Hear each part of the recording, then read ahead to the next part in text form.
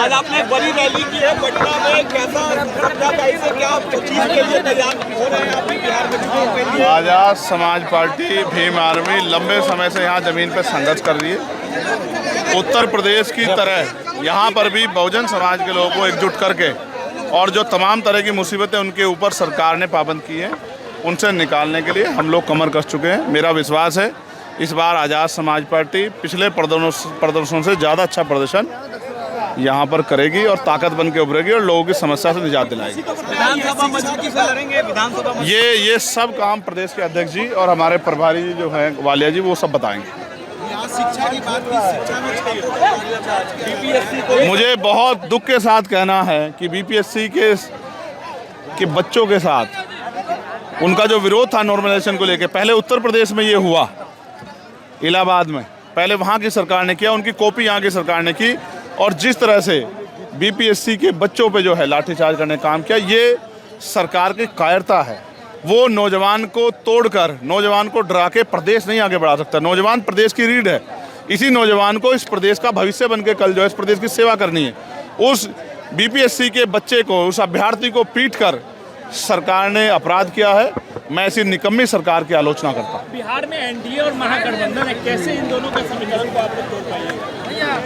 इनका गठबंधन कितना ताकतवर है ये आप बेहतर जानते हैं। हमें जनता के साथ गठबंधन करना है और जनता की ताकत से हमें इनको हराना है।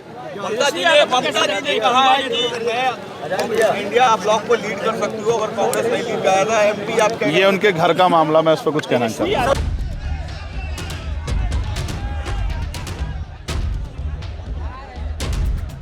ये पटना के मिलर हाई स्कूल में हुई नगीना सांसद और भीम आर्मी के चीफ चंद्रशेखर की रैली की तस्वीरें हैं। जहां तक नजरें उठाएंगे लोगों की भीड़ ही नजर आ रही है।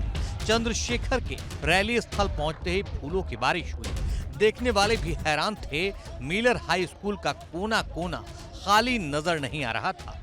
दरअसल बिहार विधानसभा चुनाव 2025 की सरगर्मी अभी से तेज हो गई है। तमाम पार्टियों की रैलियां हो रही हैं।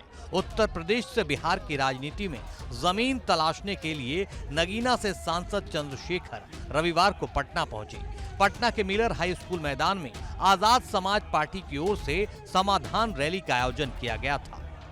चंद्रशेखर आजाद ने रैली को संबोधित करते हुए मूलभूत सुविधाओं की कमी को लेकर सवाल उठाए। उन्होंने कहा कि रोटी, कपड़ा और मकान बुनियादी जरूरतें हैं। खाने के लिए रोटी, पहनने के लिए कपड़ा, सिर ढकने के लिए घर, पीने के लिए साफ पानी और आत्मसम्मान का जीवन, ये बुनियादी जरूरतें हैं।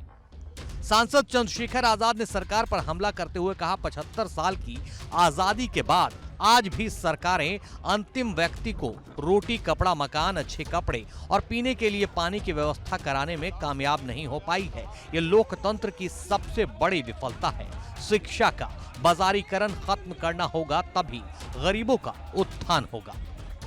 पार्लियामेंट में मैंने ये कहा कि इस देश को अगर आगे बढ़ाना है तो इस देश में सबसे पहले ये जो शिक्षा का बाजारीकरण किया गया है, इस बाजारीकरण के जरिए जहां महंगी शिक्षा एक तरफ है जहां अमीर के बच्चे पढ़ते हैं और एक तरफ सरकारी शिक्षा है जहां गरीब के बच्चे पढ़ते हैं, इस भेदभाव को खत्म करना होगा और प्रधानमंत्री, राष्ट्रपति से लेकर मुख्यमंत्री, विधायक, सांसद और क्लास 1 के अधिकारी से लेकर 4 क्लास के कर्मचारी तक के बच्चों का, गांव के सरपंच से लेकर और विधायक, एमपी, सबके बच्चों का की पढ़ाई सरकारी स्कूल में होनी चाहिए।